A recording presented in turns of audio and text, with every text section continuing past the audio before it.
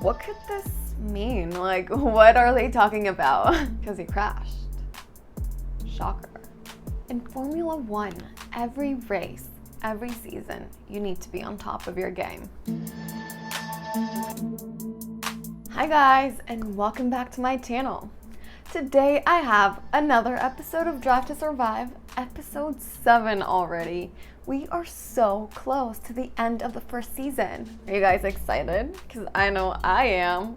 I can't wait to tell you guys all about the juiciness of season 2.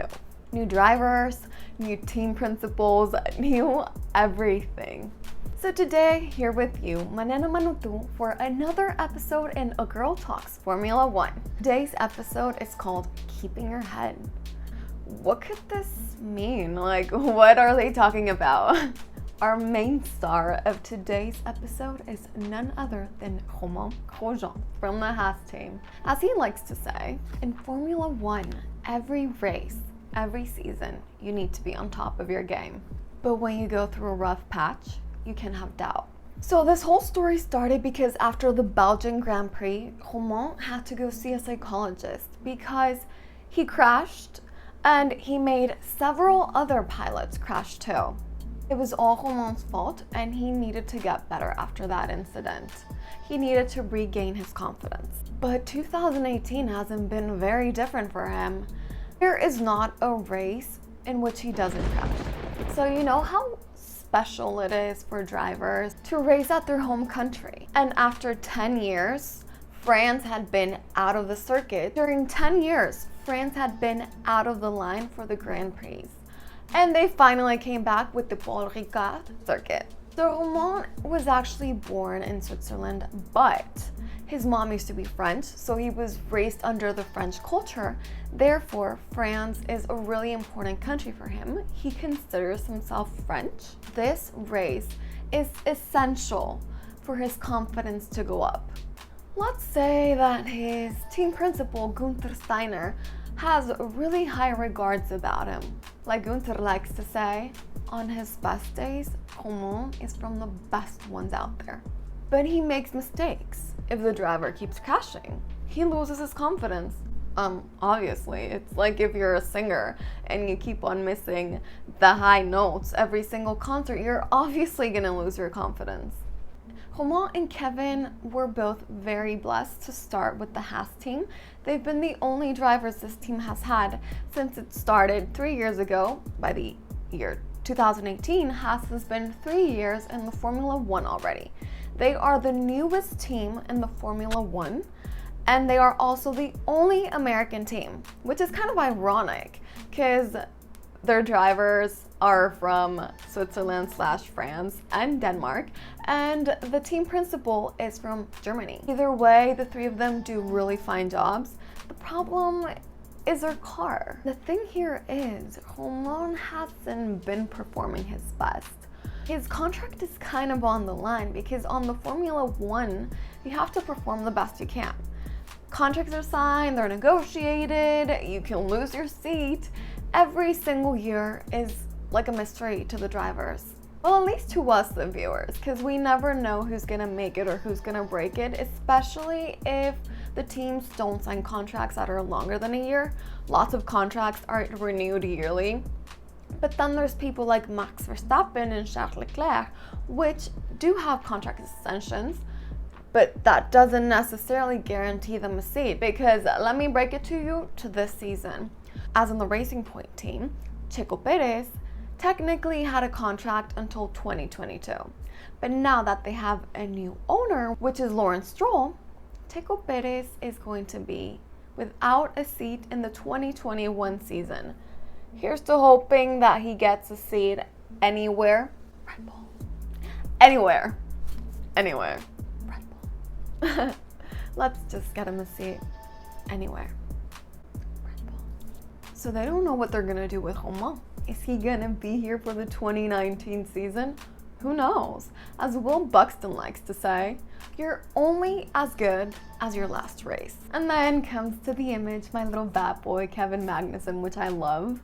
Which, by the way, Romain and him do hold a very amicable relationship, you know how we've been seeing that lots of teammates are big rivals and don't like each other? That is not the case for Kevin and Romain.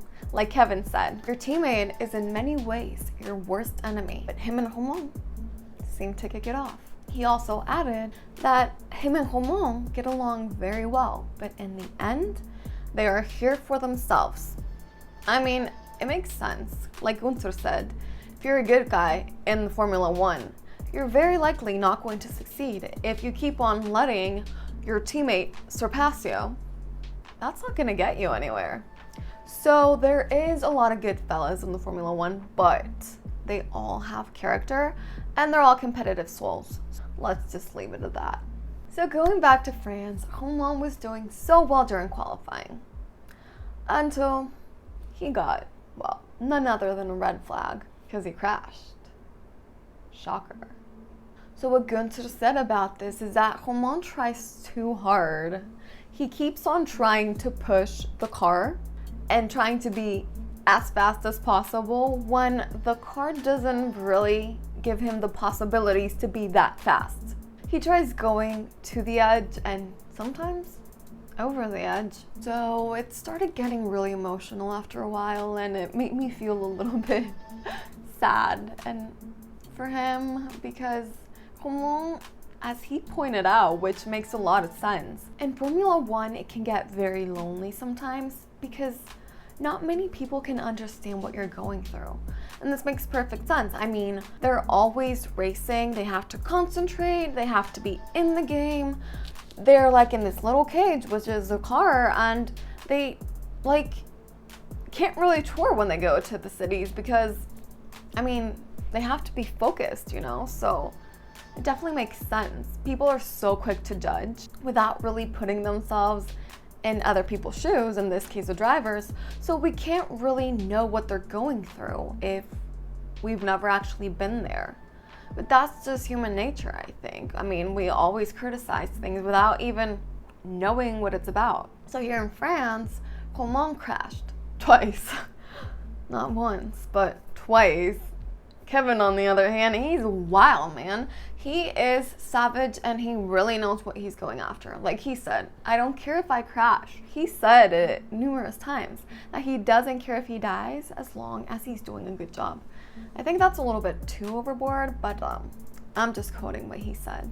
And Romain, on the other hand, in this race, he crashed twice. Kevin finished 6th. He started in like 11th place and he just started overtaking everybody all the way up to 6th. That is a great achievement, especially for a new team. And Romain, he was really happy for Kevin, but at the same time, he feels it's very difficult seeing how your team is doing well and you're not. I mean, it's normal to feel this way, I think, especially if the pressure is focused on only 2 people. If there were more than 2 drivers per team, it probably wouldn't be as intense. But here it's only 2. It's the good one and the great one, or the good one and the bad one, or the excellent one and the, what's your name again? So let's close this chapter with this. A great quote by Mr. Romain Grosjean. If you do a mistake on track, people are quick to judge. You can go from 0 to hero in 5 seconds. Eep. That was pretty intense if you ask me. There was no better way to close this episode than with that great quote. But thank you guys so much for watching. Don't forget to give it a thumbs up, like, or comment down below. See you guys next week with another episode of Drive to Survive. Hasta la vista, baby.